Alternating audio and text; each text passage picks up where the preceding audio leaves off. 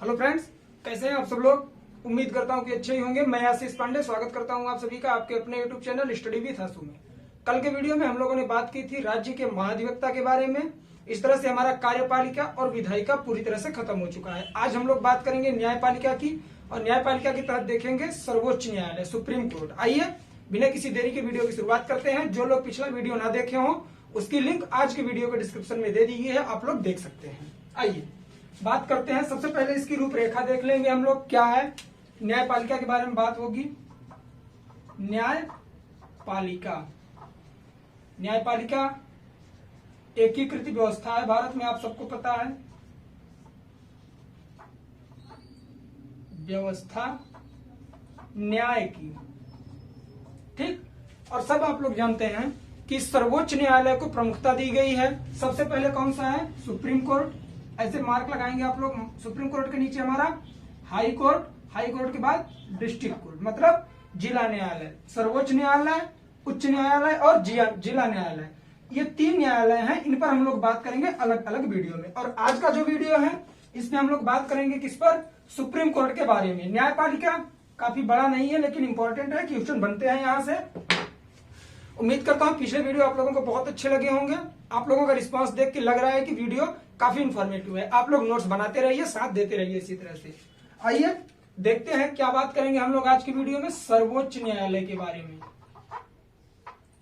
सर्वोच्च न्यायालय, सर्वोच्च न्यायालय की जो संविधान में स्थिति दी गई है वह कहां दी गई है? भाग 5 में अनुच्छेद,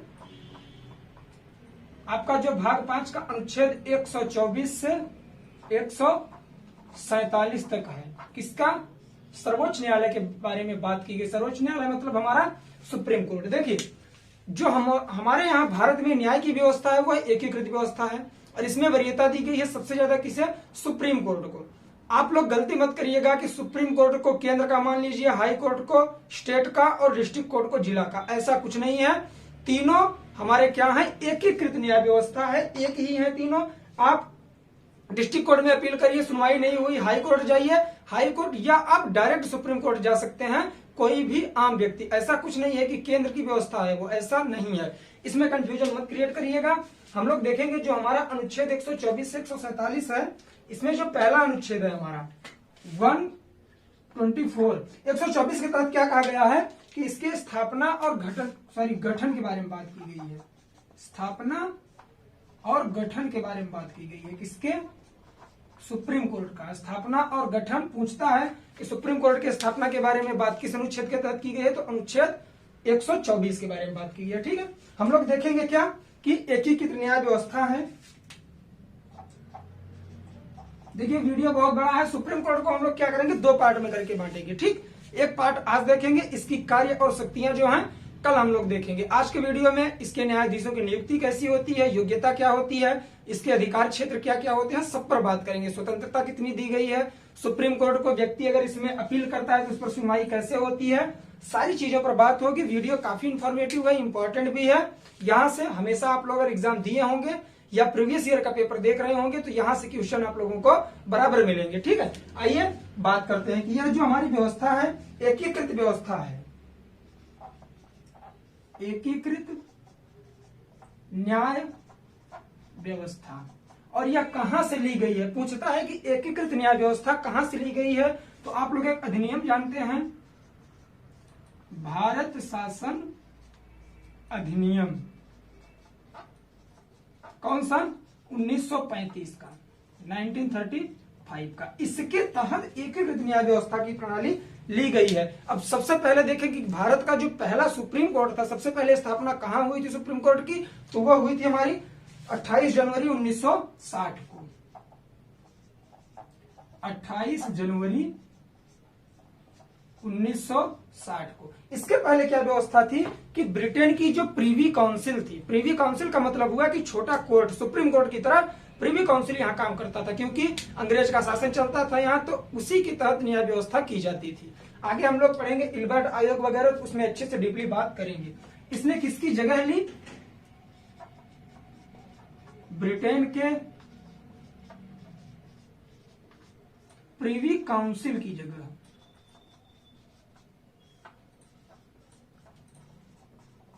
कहा कि ब्रिटेन की जो प्रीवी काउंसिल थी यह पहले सुप्रीम कोर्ट की तरह ही कार्य करती थी, लेकिन जब 1960 में क्या हुआ, यहां बात हुई तो इस पर ब्रिटेन की प्रीवी काउंसिल की जगह इसकी स्थापना कर दी गई। किसकी? सुप्रीम कोर्ट की। इसे सुप्रीम कोर्ट का नाम दिया गया प्रीवी काउंसिल की जगह। बात करते हैं हम लोग क्या, इसकी जो दो महत्वपूर्ण इसके बिंदु हैं, क्या है, ये हमारे मूल अधिकारों का यह संरक्षक है।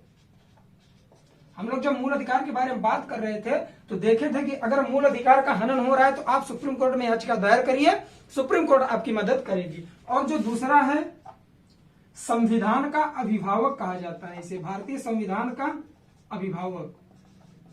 ये सारे क्वेश्चन बन चुके हैं, जो मैं ये पॉइंट करके बता दे रहा हूं आप लोगों को, यह क्वेश्चन आ चुके हैं पिछले साल के पेपर, आप उठा के देख लीजिए। संविधान का अभिभावक इसे कहा जाता है। अब बात करेंगे क्या इसके संरचना के बारे में। इसकी जो संरचना है, संरचना का मतलब है कि इसमें कितने न्यायाधीश हैं, पहले कितने थे, मूल रूप से कितने थे, इस पर बात होगी। तो सबसे पहले देखेंगे वर्तमान में कुल 34 न्यायाधीश हैं यहाँ। कितने? 34, जिसमें मुख्य न्यायाधीश सहित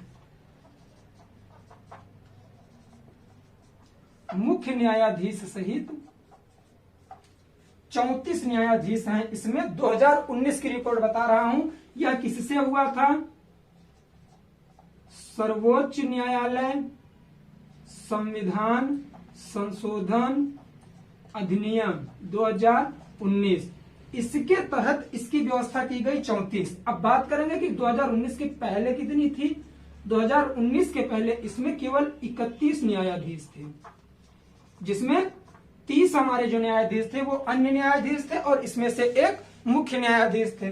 तो ये देखेंगे हम लोग कि 2019 के पहले 31 थी, और जब इसका गठन किया गया सुप्रीम कोर्ट का तो मूल रूप से कितने न्यायाधीश थे इसमें, उस पर भी बात करेंगे कि जो मूल रूप से इसके गठन के समय जो गठन हुआ तो कितने न्यायाधीश थे?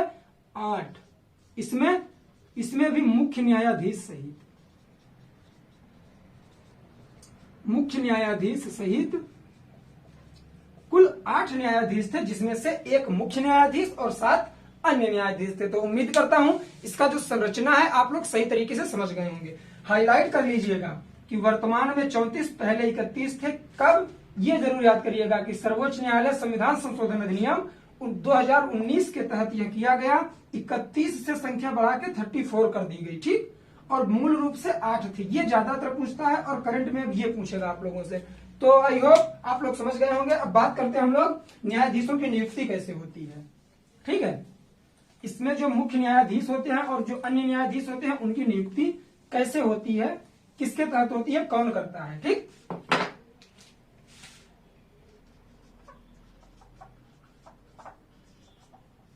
न्यायाधीश की नियुक्ति, देखिए इसमें जो अन्य न्यायाधीश होते हैं उनकी नियुक्ति राष्ट्रपति करता है, ठीक है। हाई कोर्ट के जो न्यायाधीश होते हैं उनकी सहायता लेता है उनकी सलाह के द्वारा, और जो मुख्य न्यायाधीश की नियुक्ति होती है, तो बात करेंगे, पॉइंट बना के लिखेंगे कि मुख्य न्यायाधीश की नियुक्ति, मैं ऐसे एरो बना के लिखूंगा, ऐसे शॉर्ट फॉर्म रहेगा, आप लोग याद कर लेंगे। मुख्य न्यायाधीश की नियुक्ति कौन करता है? राष्ट्रपति। और किसकी सलाह पर? हाई कोर्ट और सुप्रीम कोर्ट के अन्य न्यायाधीशों के।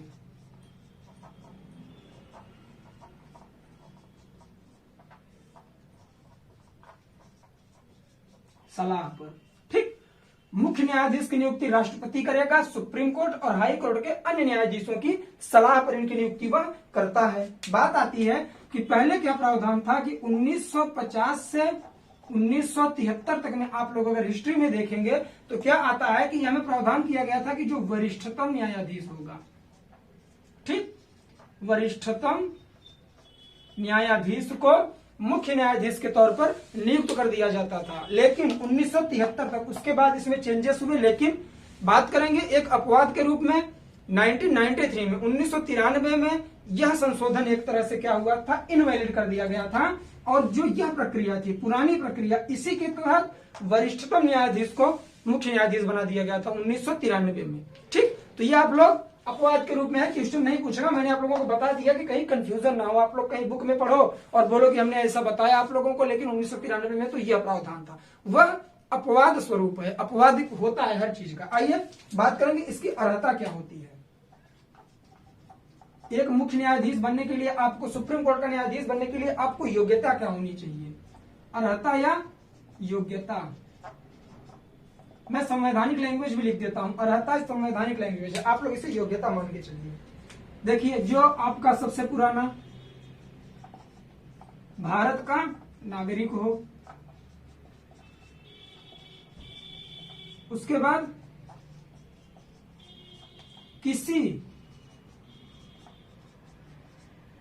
किसी न्यायालय में 5 वर्ष तक, किसी न्यायालय में 5 वर्ष तक क्या रहा हो, वह न्यायाधीश रहा हो, न्यायाधीश रह चुका हो। और किसी भी न्यायालय में 10 वर्ष तक, ये मिनिमम है, कम से कम 10 वर्ष, कम से कम 5 वर्ष तक अधिवक्ता के पद पर रहा हो। मतलब ऐसा व्यक्ति जो किसी भी न्यायालय में कम से कम 10 वर्ष तक अधिवक्ता के पद पर रहा हो और 5 वर्ष तक किसी हाई कोर्ट में क्या हो, वह न्यायाधीश के पद पर रहा हो, तो वह मुख्य न्यायाधीश नियुक्त किया जा सकता है। चौथी जो इसकी विशेषता है, इंपॉर्टेंट है, कि जो राष्ट्रपति हैं, राष्ट्रपति के अनुसार या राष्ट्रपति की निगाह में, आप लोग ऐसे याद करेंगे, राष्ट्रपति को ऐसा लगे, राष्ट्रपति के अनुसार वह विधिवेत्ता हो, मतलब विधि का ज्ञाता हो, तब जाके इनकी नियुक्ति होगी किस पर, सर्वोच्च न्यायालय के मुख्य न्यायाधीश की नियुक्ति होती है। आइए अब बात करते हैं किसकी, इनकी हम लोग नियुक्ति भी करवा दी, अब इन्हें शपथ की बात करेंगे। योग्यता हो गई, नियुक्ति हो गई, अब शपथ के बारे में बात करेंगे, फिर वेतन और भत्ते के बारे में बात करेंगे। इनकी जो शपथ है, शपथ या प्रतिज्ञान, प्रतिज्ञान संवैधानिक लैंग्वेज है। क्वेश्चन में अगर शपथ की जगह प्रतिज्ञान दिया है तो आप लोग ये समझ जाइएगा कि शपथ के बारे में पूछ रहा है। तो ये जो शपथ लेंगे राष्ट्रपति के समक्ष, राष्ट्रपति के समक्ष ये अपनी क्या करेंगे, शपथ लेंगे। और उसके बाद बात किसकी आती है, वेतन और भत्ता। वेतन और भत्ते में क्या बात की गई है, ये इंपॉर्टेंट है।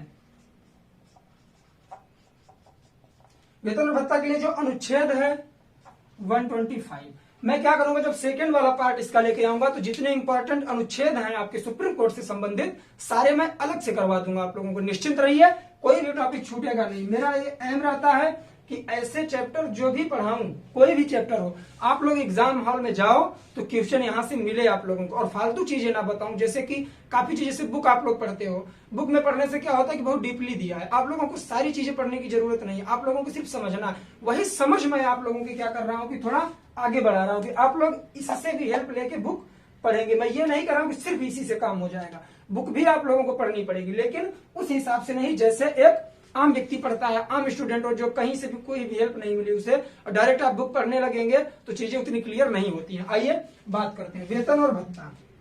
वेतन के बारे में क्या कहा गया है कि इनका जो वेतन होगा संसद समय समय पर निर्धारित करेगी।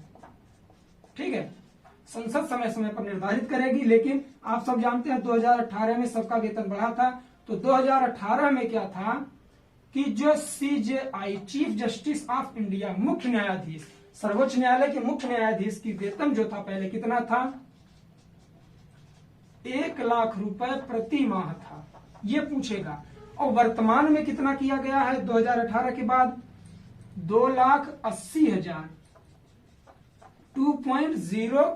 2.80 लाख रुपीज पर मंथ, ठीक, प्रति माह। अब बात आती है किसकी, अन्य न्यायाधीशों की। भाई उनका भी तो वेतन बढ़ेगा, ऐसा थोड़ी ना है कि मुख्य न्यायाधीश का वेतन बढ़ जाएगा इनका नहीं बढ़ेगा। तो इनका कितना था 90,000, 90,000 था। 90,000 से बढ़ा के कितना किया गया 2.5 लाख रुपए, 2,50,000 रुपए प्रति माह, ये लाख है। ठीक, तो ऐसे याद करेंगे कि पहले कितना था, मुख्य न्यायाधीश का 1 लाख था और जो हमारे अन्य न्यायाधीश है उनका 90,000 था, 10,000 कम था क्योंकि वह अन्य न्यायाधीश है। वर्तमान में 2018 से क्या कर दिया गया कि इनके वेतन में बढ़ोतरी करके मुख्य न्यायाधीश के कर दिया गया 2,80,000 रुपए और जो हमारे क्या थे अन्य न्यायाधीश, इनका वेतन कर दिया गया 2,50,000 रुपए। तो यहां से ये चीज इंपॉर्टेंट था, इसे आप लोग याद रखिएगा, पूछता है हमेशा। अब बात करेंगे कार्यकाल की। कार्यकाल के बारे में क्या कहा गया है कि जो न्यायाधीश होते हैं इनका कार्यकाल कोई निश्चित नहीं होता, किसी निश्चित समय के लिए नहीं बनाए जाते, किसी 5 साल 7 साल 6 साल नहीं, इनका कोई कार्यकाल निश्चित नहीं है। राष्ट्रपति इन्हें नियुक्त करते हैं और यह भी ध्यान देने योग्य बात है कि राष्ट्रपति इन्हें नियुक्त तो करेंगे लेकिन राष्ट्रपति के प्रसाद पर्यंत ये अपने पद पर नहीं रहते, कि राष्ट्रपति इन्हें इनके पद से हटा नहीं सकते। क्या होता है कि इन पर महाभियोग लगा के हटाया जा सकता है, ठीक, या फिर संसद के दोनों सदनों में प्रस्ताव पारित करके बहुमत से इन्हें हटाया जा सकता है। 3 फैक्ट निकल के आते हैं। सबसे पहला, राष्ट्रपति इन्हें पद से नहीं हटा सकते। दूसरा, ये त्याग पत्र देके हट सकते हैं राष्ट्रपति को। तीसरा क्या आया, महाभियोग इन पर लगाया जा सकता है, महाभियोग लगा के इन्हें पद से हटाया जा सकता है। अभी मैं चीजें लिखूंगा आगे, पहले आप लोग समझ लीजिए। फिर उसके बाद बात क्या आती है कि जो इनका कार्यकाल है निश्चित नहीं है, सबसे पहले यही आप लोग याद रखिए। तो इस पर हम लोग कैसे बात करेंगे, सबसे इंपॉर्टेंट का है कोई निश्चित कार्यकाल नहीं, ठीक, और अधिकतम की भी सीमा की गई, ऐसा नहीं कि हमेशा बने रहेंगे, अधिकतम 65 वर्ष की उम्र तक, 65 वर्ष की उम्र तक। आप लोग जब पढ़ेंगे किसे, हाई कोर्ट के न्यायाधीश को, तो उसमें दिया जाएगा कि 62 वर्ष की उम्र तक, तो ये 65 वर्ष की उम्र तक यह अपने पद पर बने रहेंगे। उसके बाद यह स्वतः हटा दिए जाएंगे। 65 वर्ष के बाद इन्हें क्या किया जाता है, पद से सेवानिवृत्त कर दिया जाता है और इन्हें पेंशन मिलती है। ठीक, आइए बात करेंगे क्या, जो एक प्रावधान मैंने अभी आप लोगों को बताया, त्याग पत्र दे सकते हैं। किसे देंगे, राष्ट्रपति को। ये अपना त्याग पत्र भी दे सकते हैं राष्ट्रपति को। उसके बाद बात करेंगे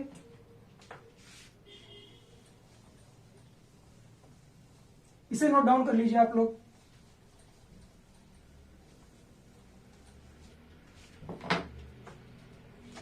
बात आती है संसद की सिफारिश पर। संसद की सिफारिश पर राष्ट्रपति द्वारा इन्हें हटाया जा सकता है। देखिए, हटाएगा राष्ट्रपति, इन्हें पद से राष्ट्रपति हटा सकता है, लेकिन उस हिसाब से नहीं जैसे कि हम लोग पहले अन्य लोगों के बारे में बात कर रहे थे। इनका क्या है कि ये सिफारिश करेगी, अगर संसद बोलेगी कि इन्हें पद से हटा दिया जाए तो ये हटा दिए जाएंगे। ठीक है, तो ये इंपॉर्टेंट फैक्ट था, आप लोग इसे लिख लीजिए। उसके बाद बात करते हैं जो इनका क्या था, महाभियोग। महाभियोग पर बात करेंगे। महाभियोग कब लगाया गया इन पर, एक अधिनियम आया था, न्यायाधीश जांच अधिनियम। न्यायाधीश जांच अधिनियम ये आया कब था, 1968 में, 1968 में आया था। इसके द्वारा क्या कर सकते हैं, इन पर महाभियोग लगाकर इन्हें हटा सकते हैं, हटा सकते हैं। लेकिन इसके लिए भी राष्ट्रपति की पूर्व अनुमति चाहिए। अगर इन पर आप महाभियोग लगा रहे हो तो राष्ट्रपति की अनुमति है कि नहीं, पहले से ही राष्ट्रपति की अनुमति लेनी पड़ेगी, तभी इन्हें आप पद से हटा सकते हो महाभियोग के द्वारा। और महाभियोग के लिए क्या प्रावधान है कि संसद के दोनों सदनों में क्या होगा, प्रस्ताव पारित होगा, उसमें बहुमत साबित करके इन्हें पद से हटा दिया जाएगा, जिसे हम लोग क्या कहते हैं, पदच्युति। अब बात करेंगे कि इसमें जो न्यायाधीश होते हैं, 3 प्रकार के न्यायाधीश इसमें होते हैं। कौन से, एक कार्यकारी न्यायाधीश, और एक हमारे कौन से, तदर्थ न्यायाधीश, और तीसरा कौन सा है हमारा, सेवानिवृत्त न्यायाधीश। इसमें क्या है, जो कार्यकारी न्यायाधीश हैं, देखिए गौर से देखिएगा, अनुच्छेद 126 के तहत कार्यकारी न्यायाधीश के बारे में बात की गई है और उन्हें कैसे नियुक्त किया जाता है, वह कौन होते हैं। जब हमारे सुप्रीम कोर्ट के मुख्य न्यायाधीश अपने पद से हट गए हों, पद की रिक्तता हो, या फिर वो अनुपस्थित हो, या फिर उन्होंने उनके लिए जो कर्तव्य दिया गया है कर्तव्यों का निर्वहन न कर पा रहे हो, तो राष्ट्रपति द्वारा क्या किया जाएगा कि एक कार्यकारी न्यायाधीश लाया जाएगा और मुख्य न्यायाधीश के तौर पर वह कार्य करेगा। सेकंड पॉइंट, तदर्थ न्यायाधीश। उम्मीद करता हूं पहला आप लोग समझ गए होंगे कार्यकारी।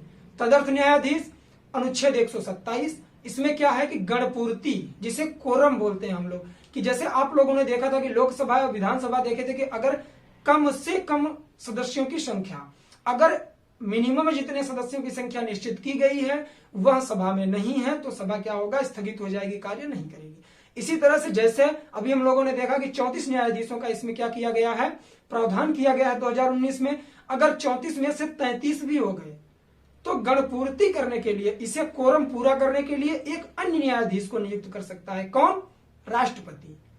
ठीक, सॉरी राष्ट्रपति, इसके लिए मुख्य न्यायाधीश नियुक्त कर लेगा एक अन्य न्यायाधीश को, वह न्यायाधीश चाहे हाई कोर्ट का हो चाहे सुप्रीम कोर्ट का हो। ठीक है, तो इस तरह से तदर्थ न्यायाधीश हो गया।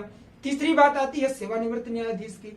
जब न्यायाधीश का पद खाली हो या फिर न्यायाधीश पद पर है, उसे जरूरत पड़ती है कि एक न्यायाधीश, 2 न्यायाधीश, 4 न्यायाधीश कमी है कोर्ट में, तो वह क्या कर सकता है कि जो न्यायाधीश सेवानिवृत्त हो गए, रिटायर हो चुके हैं, चाहे सुप्रीम कोर्ट के हों चाहे हाई कोर्ट के हों, उन्हें बुलाकर मुख्य न्यायाधीश क्या करता है, न्यायाधीश के पद पर अल्पकाल के लिए नियुक्त कर सकता है। अब एक बार रिकॉल करेंगे हम लोग फिर से, जो हमारे कार्यकारी न्यायाधीश हैं वो उनकी नियुक्ति कब होती है, अनुच्छेद 126 के तहत। जब मुख्य न्यायाधीश का पद खाली हो तो राष्ट्रपति उस पर नियुक्ति कर सकता है। बात आती है दूसरी, तदर्थ न्यायाधीश अनुच्छेद 127। इसके तहत क्या होता है कि गणपूर्ति को पूरा करने के लिए मुख्य न्यायाधीश अन्य न्यायाधीशों की नियुक्ति कर लेता है। बात आती है किसकी, हमारे जो सेवानिवृत्त न्यायाधीश हैं उनकी। कैसे? अगर कोर्ट में जज की कमी पड़ रही है तो हमारे जो मुख्य न्यायाधीश होंगे वह एक रिटायर न्यायाधीश को, चाहे वो हाई कोर्ट का हो चाहे सुप्रीम कोर्ट का हो, लाके वह न्यायाधीश बना सकते हैं अल्पकाल के लिए। तो उम्मीद करता हूं चीजें याद हो गई होंगी, यही हम लोग लिखेंगे। न्यायाधीशों के प्रकार, न्यायाधीशों के प्रकार के तहत जो हम लोग बात करेंगे वह बात है कि प्रकार। न्यायाधीश 3 प्रकार के होते हैं, हम लोगों ने देखा। पहले न्यायाधीश हमारे कौन से हैं, अभी हम लोगों ने बात किया उस पर। कौन से न्यायाधीश हैं हमारे? कार्यकारी न्यायाधीश।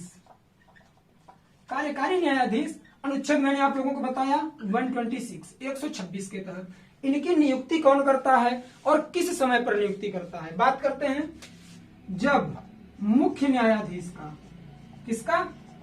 मुख्य न्यायाधीश का पद रिक्त हो। रिक्त मतलब कि वह पद से हटा दिए गए हैं लेकिन नए न्यायाधीश अभी तक नहीं आए हैं, तो उनके लिए क्या होगा कि उसमें इनकी नियुक्ति कर दी जाएगी। दूसरा आता है क्या, मुख्य न्यायाधीश के पद की रिक्तता हो गई। और दूसरा बात करते हैं हम लोग, अभी मैंने आप लोगों को बताया कि अगर वह अपने कर्तव्यों का निर्वहन नहीं कर रहे हैं, अपने कर्तव्यों का निर्वहन नहीं कर रहे हैं, तो राष्ट्रपति एक अन्य न्यायाधीश कार्यकारी के तौर पर लाके उन्हें नियुक्त कर देगा।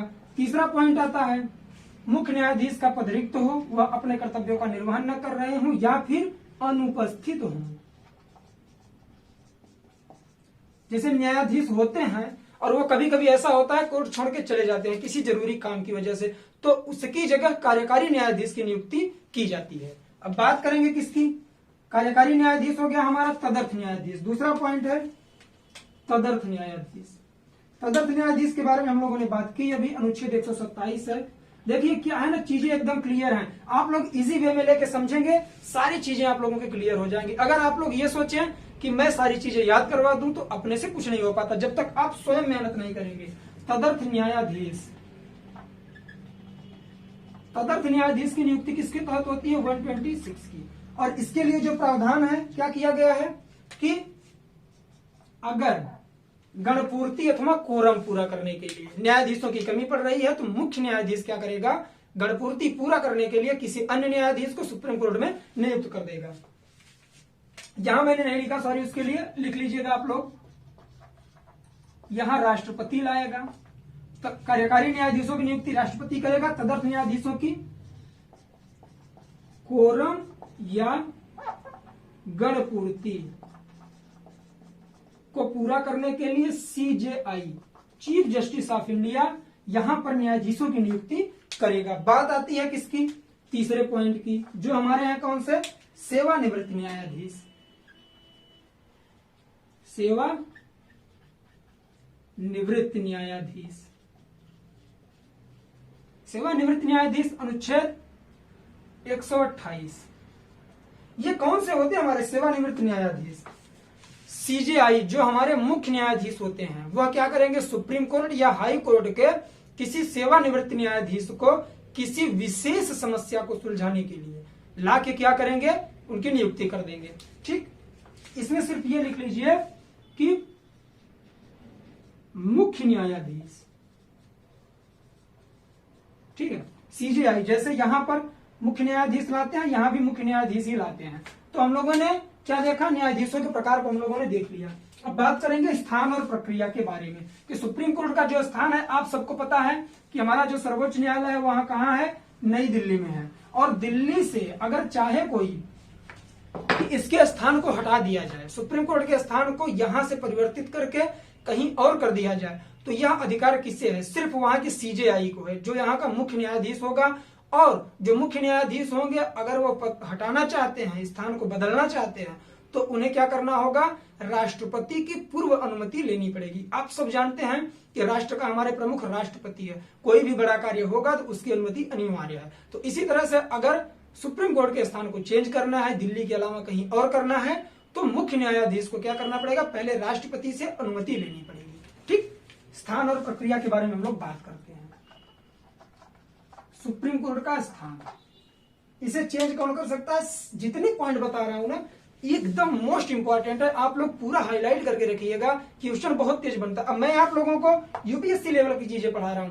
किसी भी वीडियो में आप लोग देखेंगे यूट्यूब पे, मैं गारंटी तो नहीं ले सकता, लेकिन 90% लोग ऐसे हैं कि सुप्रीम कोर्ट शुरू करेंगे, अब 15 मिनट थंबनेल बना के लगा देंगे कि 15 मिनट में समझे पूरा सुप्रीम कोर्ट। भाई 15 मिनट में आप उसकी पूरी व्याख्या नहीं कर सकते, आप किस तरह से समझा देंगे? मेरे तो ये समझ में नहीं आता। इसलिए मैं 2 पार्टों में डिवाइड करके बताऊंगा, क्योंकि जो स्टूडेंट है काफी सारे UPSC वाले भी हैं, और वनडे एग्जाम की तो बात ही अलग है। सारे बच्चे हैं, सबको यहाँ से क्या होगा? फायदा होने वाला है। आइए, स्थान बदलने की जो शक्ति है कौन करता है? स्थान बदलने की शक्ति किसे दी गई है? CJI, chief justice of India को दी गई है। कैसे? राष्ट्रपति की पूर्व अनुमति से। राष्ट्रपति की पूर्व अनुमति से।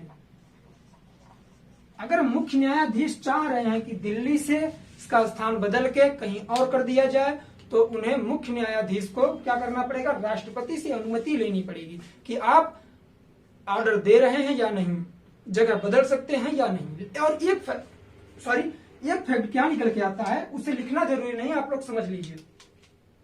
देखिए, आवश्यकता पड़ने पर CJI राष्ट्रपति से अनुमति लेंगे, इसे आप लोग ध्यान से सुनिएगा, अनुमति लेंगे। लेकिन सुप्रीम कोर्ट के जो न्यायाधीश हैं, वो न तो राष्ट्रपति को और न ही संसद को निर्देशित नहीं कर सकते। ऐसा होता है ना कि एक अनुमति होती है कि उनसे पूछा जाता है, उनका क्या लिया जाता है? उनका मत लिया जाता है। एक होता है कि उन्हें निर्देशित किया जाता है, मतलब कि उन्हें कहा जाता है कि आप ये कार्य करो।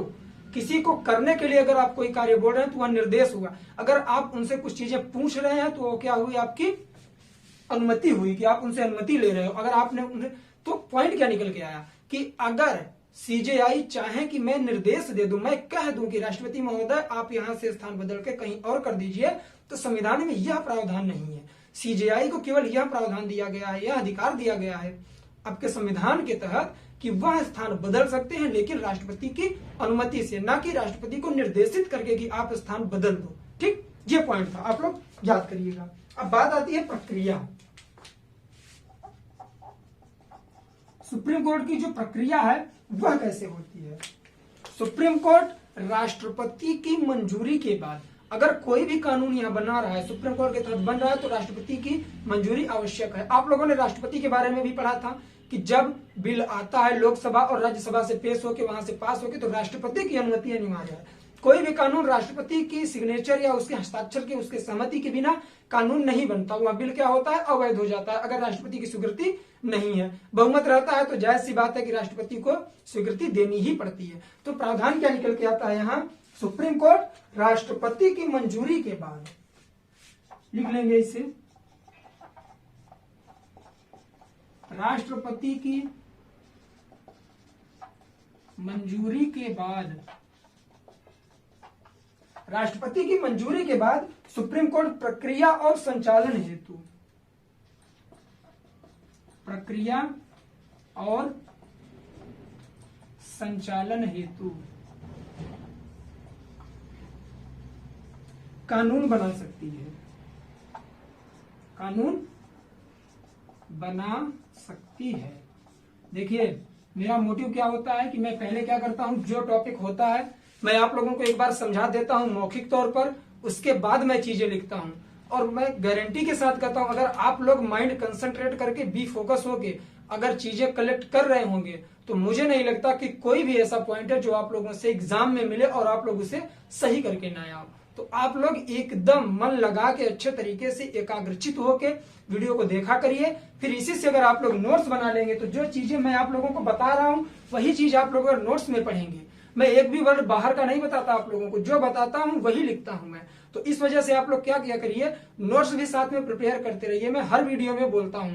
और जितने लोग नए हो, पुराने वीडियो ढेर सारे हमारे, वर्ल्ड हिस्ट्री आई है आपकी, वर्ल्ड जियोग्राफी आई है, इंडियन जियोग्राफी आई है, और पॉलिटी का हमारा शायद आई थिंक 38 या 39 लेक्चर हो चुका है। अब ज्यादा से ज्यादा 4-5 लेक्चर और आएंगे, कवर हो जाएगा हमारा, ठीक है। तो उसके लिए हम लोग क्या करेंगे कि सबसे पहले जितने वीडियो हैं आप लोग देख के नोट्स प्रिपेयर करते रहते हैं, ठीक है।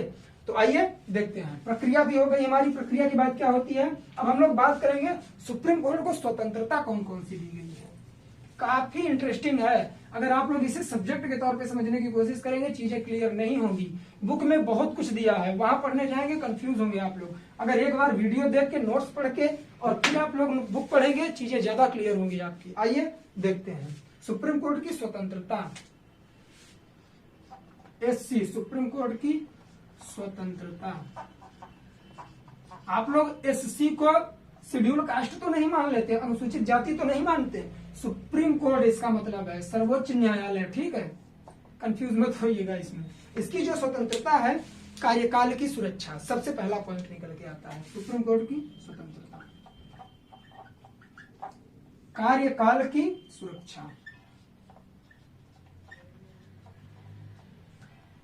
कार्यकाल की सुरक्षा मैंने अभी आप लोगों को बताया कि नियुक्ति, इनके न्यायाधीशों की नियुक्ति कौन करेगा, राष्ट्रपति करेगा, लेकिन वह इसके प्रसाद पर्यंत पद पर नहीं रहेंगे। वही चीज यहां दिया गया है।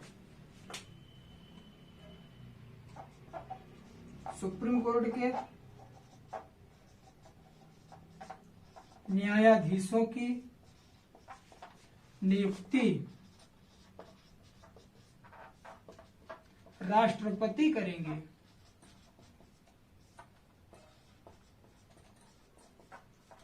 लेकिन इनकी नियुक्ति वो करेंगे, लेकिन उनका मतलब न्यायाधीशों का कार्यकाल जो है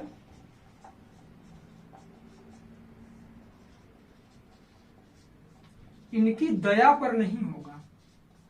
दया पर नहीं मतलब प्रसाद पर्यंत, दया पर नहीं होगा, ठीक। सुप्रीम कोर्ट के न्यायाधीशों की नियुक्ति राष्ट्रपति करते हैं, लेकिन वह अपने पद पर इनके दया स्वरूप नहीं बने रहते। उन्हें जैसे मैंने बताया महाभियोग लगाकर प्रस्ताव पारित करके पद से हटाया जा सकता है, ठीक, या 65 वर्ष की उम्र हो जाए। तो यह हो गया संचित निधि से व्यय। अब बात करेंगे संचित निधि से व्यय। इसका मतलब क्या है, संचित निधि मैंने आप लोगों को शायद एक वीडियो में इसका थोड़ा सा एक्सप्लेन मैंने किया था। संचित निधि का मतलब यह होता है कि गवर्नमेंट के पास क्या होता है, कोष होता है, उसमें मुद्रा रखी जाती है, ठीक, पैसा रुपया जो भी हो वहां का वो रखा जाता है, और जो गवर्नमेंट के कार्य होते हैं उसी के तहत होते हैं। काफी लोगों का वेतन भी उसी से दिया जाता है। तो इसमें क्या प्रावधान किया गया है कि जो इसके न्यायाधीश होंगे, ठीक, न्यायाधीशों का वेतन भत्ता, वेतन हो गया, भत्ता हो गया, पेंशन हो गया, कार्यालयीन खर्च हो गया, जो कार्यालय का खर्चा हो, खर्च, सब क्या होता है, संचित निधि पर भारत होता है। किसके? भारत सरकार के। भारत सरकार की भी होती है और राज्य की भी होती है। भारत सरकार की संचित निधि पर भारित होता है।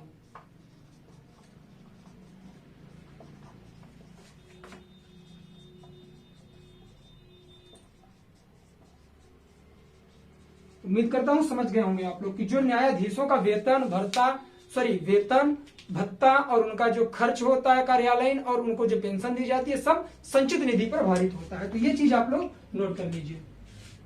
एक पॉइंट निकल के आता है इसी के तहत स्वतंत्रता में कि उनके आचरण पर कोई बहस नहीं की जा सकती।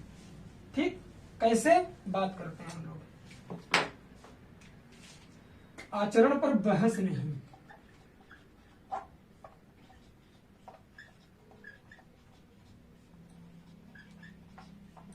ऐसे हेडिंग बना के आप लोग भी लिखिएगा।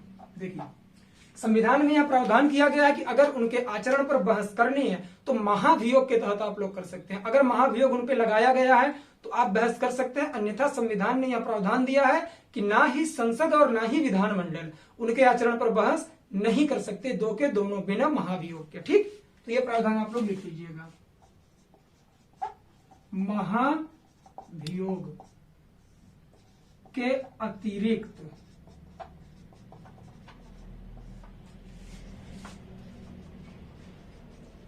संविधान में प्रावधान है कि संसद या विधानमंडल, राज्य का सबसे बड़ा सदन विधानमंडल और केंद्र का संसद में बहस नहीं। ठीक, इन दोनों में क्या होता है, बहस नहीं हो सकती या इन पर कोई भी केस नहीं दायर किया जा सकता महाभियोग के अलावा। उसके बाद आती है कि सेवानिवृत्ति के बाद इन्हें वकालत से मुक्ति दे दी जाती है। ऐसा नहीं है कि सुप्रीम कोर्ट का मुख्य न्यायाधीश या न्यायाधीश वहां से सेवानिवृत्त हुआ और किसी भी कोर्ट में जाके वकालत करे तो क्या होगा, वह गैर जमानती हो जाएगा, फिर अवैध हो जाएगा, तो वह नहीं कर सकते। इस पर बात होगी।